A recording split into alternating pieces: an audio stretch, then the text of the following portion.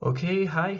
Uh, my name is Efrain Aguilar Gadilla. This is my evidence 3 of contemporary world, and this evidence I'm going to talk about globalization.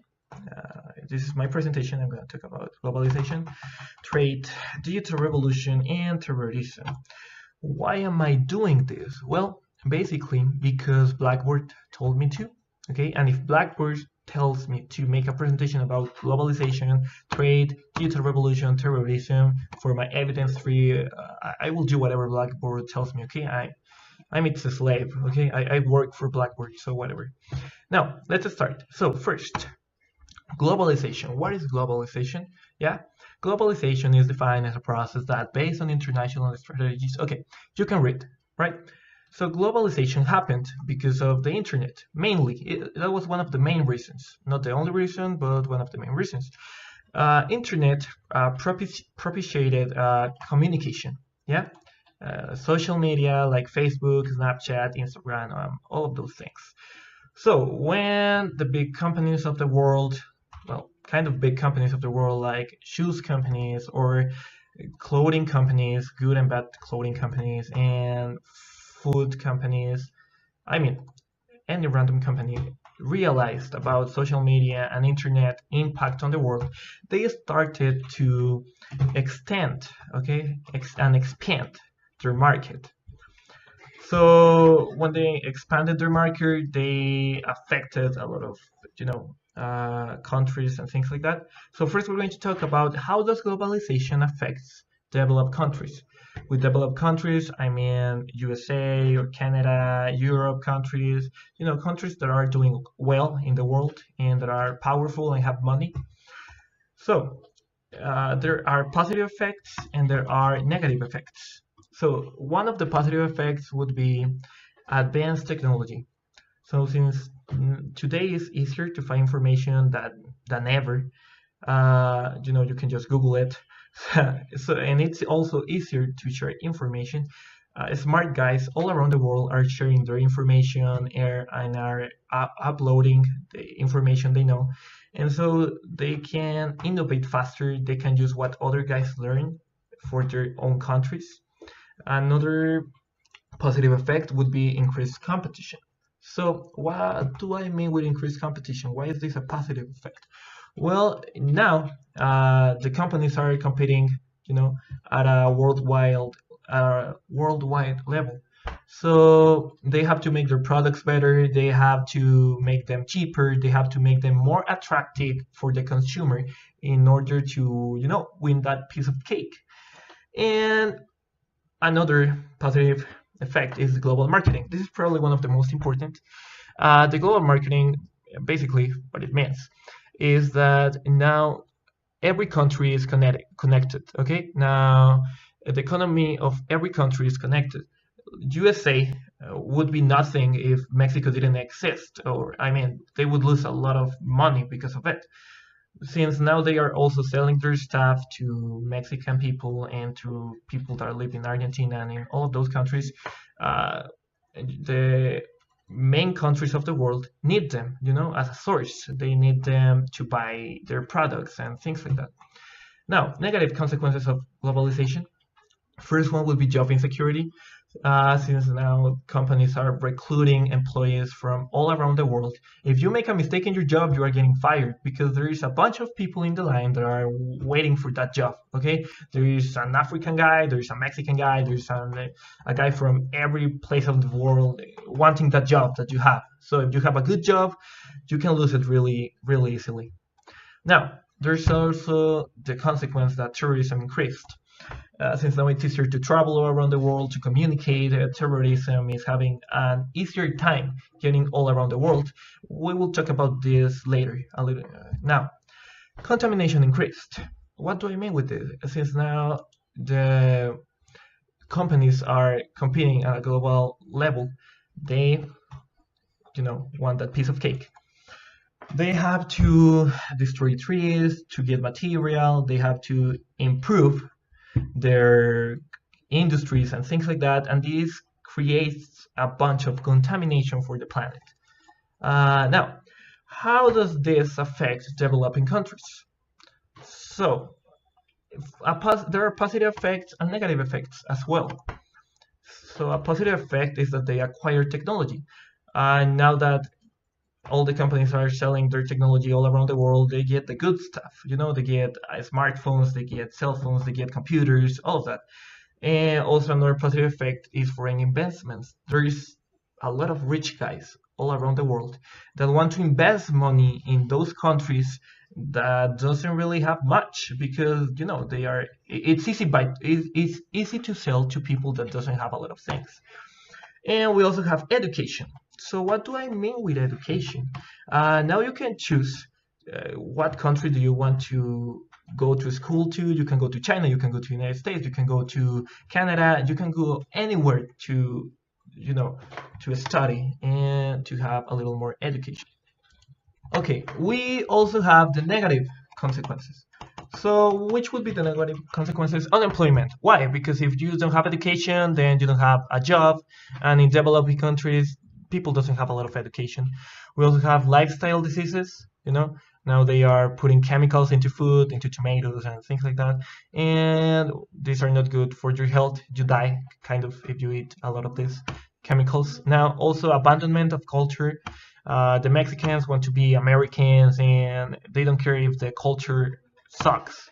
Okay, they just want to be like them because they have more money, or I don't know, whatever. Now we also have trade. A trade is a basic economic concept involving the buying and selling of goods and services, etc., etc. We always have been in need for rules, organization, and solve trading problems when trading.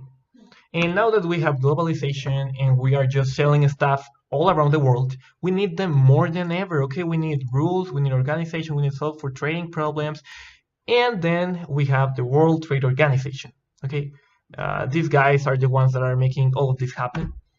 What is the World Trade Organization, or WTO? So the World Trade Organization are the guys that do all of this. Okay, they settle the rules. The rules are based on the WTO agreements that they made a lot of time ago. They also establish an organization. Okay, the organization purpose is to help trade flow as freely as possible, and we also have the solve trading problems. Okay, so if two guys are fighting, for the cake or something, then they go in and they judge the situation based on their rules and all of that, and this way they fix the problems. We can say that the World Trade Organization is like the hero, okay, of globalization, because without these rules and all of this, the world would be falling apart. Okay, these guys are the ones putting the rules, the organization, the everything in order to make this work. Now, we also have the digital revolution. What is the digital revolution? So, the digital revolution refers to the advancement of technology. Okay, you can read, I just put these things so you can read them. So, what are the advantages of the digital revolution? Well, now that we have cell phones and computers and all of that, we had never had so much links with other individuals and group of people like today. Okay, you can talk to your neighbor while watching a movie. Okay, and yeah, you can talk to a lot of people. There's a lot of communication. Also, ideas can be shared and innovation can be accelerated. We already talked about this. Smart guys can share information and all of this, and it's innovation is faster, technology grows faster. And now we have a world of online opportunity. For example, Facebook was created in a laptop by Mark Zuckerberg, and now he's a millionaire. He's one of the most rich guys in the world, and he only needed a laptop and internet to create this company. Now, disadvantages, this is a little bit ironic, because one of the disadvantages is that it breaks down many relationships and our sense of community. Why? Because now that you have technology, people can be boring sometimes. You want to spend your time doing other things or talking to other people that is in Africa or in Noruega, or I don't know, just because it's more entertained, and you forget about your family or the people that surrounds you. Now, another disadvantages is selling wrong ideas to people. And this is also a little ironic, but I mean, it's one of the disadvantages, because people buys anything they see online. Okay, like, and I don't mean only products, but also ideas. Okay, if they watch something in the TV, they believe that it's real. Our children are being educated by TV programs, by videos, and sometimes the ideas that these devices share are not the right ones or the correct ones for making a good society. And the other one is allows danger to spawn and grow at an alarming rate. Just as Facebook can be created in a computer, a large organization of crime can be created on a computer too. Okay, uh, so everything is faster now, thanks to technology. The good things and the bad things grow faster now. I feel like this is a little bit of a yin and yang thing. Okay, we have the bright side of technology, of the digital revolution, and we also have the black side. And I think that it's like on balance or something. So whatever. Now let's go to the last part of our presentation. We're almost finished. Terrorism. So what is terrorism? Basically, only bad people doing bad stuff. Okay, that's terrorism. Forget about the definition. We don't care. So right now we're going to talk about technology positive and negative effects on terrorism. So the negative effects would be the terrorism advantages, and the positive effects would be the terrorism disadvantages. So for terrorism advantages, we have internet. Okay, it accelerates the speed in which terrorist individuals mobilize. Okay, they can, communicate faster. They can like reserve a plane ticket and just get out of a country through internet. They can do all of that. Now, encrypted messengers. What is this? WhatsApp and Telegram. Okay, things like this. Why? Because the government doesn't have access to WhatsApp messages. Why? Because they are encrypted. Because they are supposed to be protected from other people. So you can talk about anything there and know that it's only information and private information for you. This is good for terrorists because they can talk and make evil plans, through WhatsApp, and nobody's going to see them because they are protected. Also, VPN usage. What is this? When they are in internet, they can change their VPN, which is like the address of their computer, and they can look for whatever they want in internet, and nobody can notice because it's anonymous, And we also have the positive terrorism disadvantages. Okay, internet. So we have online platforms that offer more opportunities to radicalize terrorism. Okay, what do I mean with this? If a terrorist is looking for things in internet, we have these tools. Okay, these prevention tools like facial recognition software, mapping crime, and all of those cool things that we see FBI has in series.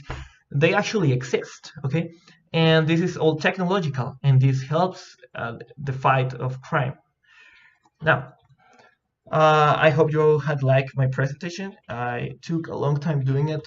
I know I'm maybe not the best, speaker. This is also a presentation in English, and I usually speak Spanish. So this was hard for me. I hope you like my evidence, and thanks for your attention. Bye.